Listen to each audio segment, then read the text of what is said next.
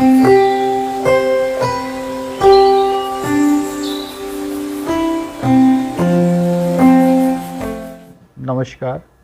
मैं डॉक्टर संजीव कुमार सिंघल। आज मैं एक बहुत ही गहन विषय पे आपसे चर्चा करना चाह रहा हूँ। कुछ बातें आपको बताना चाहूँगा जो आपके परिवार एवं आपके मित्रगण, पड़ोसी और कई अनजान व्यक्तियों की शायद जान बचाने में बहुत मदद कर सकते हैं। आज मैं सिर्फ एक विषय पे कंसंट्रेट करूँगा, वो है दिल की बीमारी। सबसे पहला आप ही हमसे पूछते हैं कि साहब डॉक्टर साहब, जाड़ों में दिल की बीमारी क्यों बढ़ जाती है और इससे कैसे बचाव हो। मेरा जवाब सिर्फ यही है इसके विषय में कि जाड़ों में खून का गाढ़ापन बढ़ जाता है, ठंड की वजह से चिपचिपाहट बढ़ जाती है। ख़ास तौर पे रात के समय, रात में भी ये समय लगभग 3-4 बजे के आसपास होता है, 2-3 बजे 4 बजे, और अर्ली मॉर्निंग इसी का रिएक्शन होता है कि सबसे ज़्यादा हार्ट अटैक अर्ध रात्रि या मध्य रात्रि या सवेरे सुबह के टाइम पे आपको देखने को मिलते हैं। अब नेचुरली हमें ये पता है कि ऐसा होता है, तो आप ये पूछेंगे कि साहब इससे हम कैसे बच सकते हैं। बचने में कोई आपको बहुत ज़्यादा मेहनत नहीं करनी है। आमूनन ये भी देखा गया है कि जो इस तरह के हार्ट अटैक है जिनको कभी कोई बीमारी नहीं होती, जो लगता है हम अपने को बिल्कुल स्वस्थ महसूस करते हैं, उनमें खूब देखने को मिलता है कि एकदम रात में सीने में दर्द हुआ या जलन हुई और आपको अटैक हो गया। पहली चीज़ जो ज़रूरत हमें लगती है वो यह है कि इस चीज़ को पहचानना कि वाकई मुझे दिल की तकलीफ़ हो रही है या नहीं। इस विषय में मेरा ये कहना है कि कोई भी सीने में या पेट की जलन खासतौर जाड़ों में अगर हो रही है तो उसको हल्के से ना लेकर के दिल से जोड़ करके ज़रूर देखा जाना चाहिए, जब तक इसको एक क्वालिफाइड डॉक्टर ना नकारे, ईसीजी वगैरह करके ना देखे। ऐसे समय में खाली ब्लड प्रेशर, टेम्परेचर, पल्स देखने से काम नहीं चलता। ईसीजी ज़रूर कराइए, कह के कराइए। आपके हर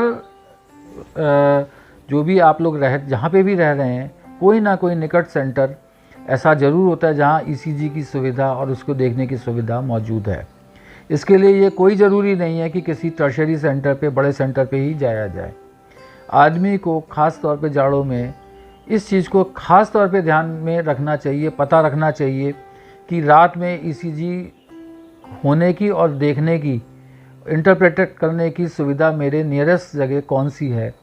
दूर भागने की बजाय डॉक्टर को घर पे बुलाने की या सवेरे होने का इंतज़ार ना करके आप नियरेस्ट सेंटर पे जाइए, ईसीजी कराइए।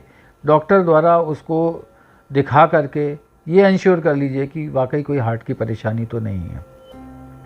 ऐसा करने से अगर 100 लोगों को अटैक की तरफ जा रहे हैं तो 70-80 लोगों को आप बचा सकते हैं इस टाइमली इंटरवेंशन से। उसके बाद अटैक की गंभीरता, सीवियरिटी के हिसाब से आप प्राइमरी एड ले करके वहाँ पर आप नियरेस्ट टर्शरी सेंटर और बड़े सेंटर में अपने को ले जा सकते हैं, इलाज करवा सकते हैं।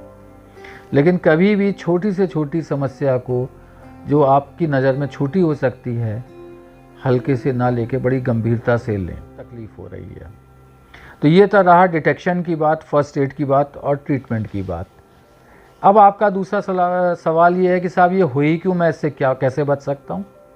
तो उसके लिए भी एक तरीका ये है कि आपको हमेशा अपने को शक की निगाह से देखना चाहिए। शक की निगाह से इस तरह से कि भाई मेरे शरीर में और कोई बीमारी तो साथ में चिपकी हुई नहीं है। रेगुलर अपना चेकअप कराएं जब आप अपने को स्वस्थ महसूस करते हैं। शुगर है, डायबिटीज़ है, कोलेस्ट्रॉल है, लिपिड प्रोफाइल है, क्रिएटिनिन है, यूरिक एसिड है, यूरिन है, लिवर से संबंधित है, तो ये रूटीन टेस्ट आप करा के रखें हर 3-4 महीने में।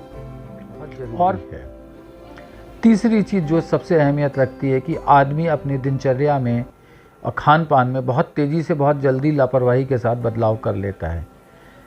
कितना भी हम लोग समझाते हैं कि साहब आप खान पान ठीक रखिए, तला भुना कम लीजिए, हरी साग सब्जी, सलाद, फ्रूट ज़्यादा ले लिए, कुछ दिन उसको आप अमल में लाते हैं, उसके बाद फिर अपना शादी ब्याह खान पान में गलत तरह से आप अपने में चेंजेस ले आते हैं, जो कि धीरे धीरे आपको चर्बी जमा करके और कई तरीक़ों से नुकसान करता है।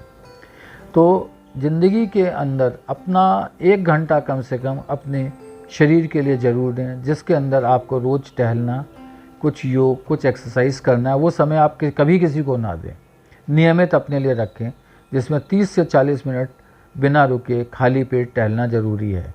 ये टहलने के लिए ज़रूरी नहीं है कि आप 5 बजे, 4 बजे, 6 बजे उठ के टहलें। आप आराम से 7 बजे, 8 बजे, 9 बजे या धूप निकलने पे खाली पेट जा सकते हैं। अगर आपने नाश्ता या भोजन कर लिया है तो कम से कम 2 घंटे बाद चलें, 2 से ढाई घंटे बाद। इतना ज़रूर ध्यान रखें। वज़न लेके ना चलें। के लिए भी मेरा एक वो है कि गुनगुने पानी से नहाएं, बामुकाबले बहुत ज़्यादा ठंडे पानी को आप इस्तेमाल। आपसे दोबारा बहुत जल्द मिलूँगा किसी अन्य टॉपिक के साथ, हृदय से संबंधित, और आपको उसके विषय में जानकारी दूंगा। धन्यवाद।